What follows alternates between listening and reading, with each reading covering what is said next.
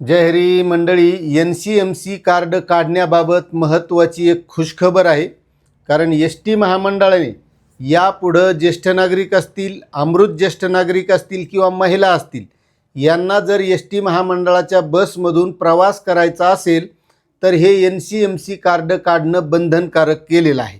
आता यामध्ये बरेच जण कमेंट करतात की आधार कार्डच आहे, मग NCMC कार्डची काय गरज आहे, कशालाच काढायला लावायले, रिकामाच खर्च करायला लावायले.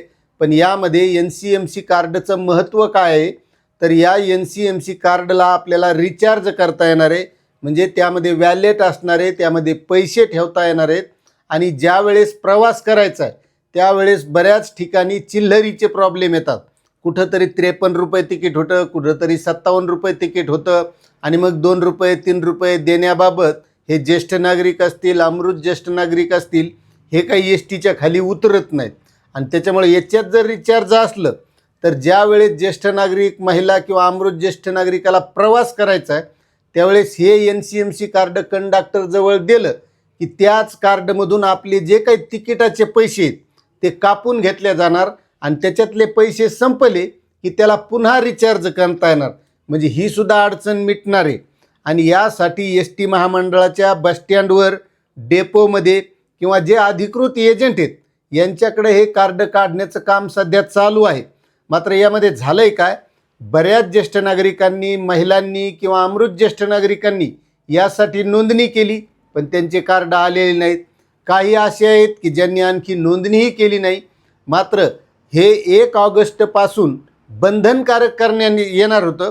मात्र आता परिवहन मंत्री प्रताप सरनाईक यांनी एक निर्णय घेतला आहे की यासाठी ज्यांनी कार्ड काढलेले नाहीत, ज्यांचे कार्ड आलेले नाहीत, यांची प्रवासामध्ये गैरसोय होऊ नये किंवा त्यांना फुल तिकीट काढण्याची वेळ येऊ नये म्हणून 1 महिना यासाठी वाढ दिलेली आहे.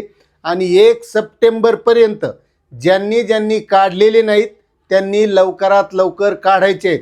कारण ही मुदतवाढ आता 1 सप्टेंबरपर्यंत वाढवण्यात आली आहे.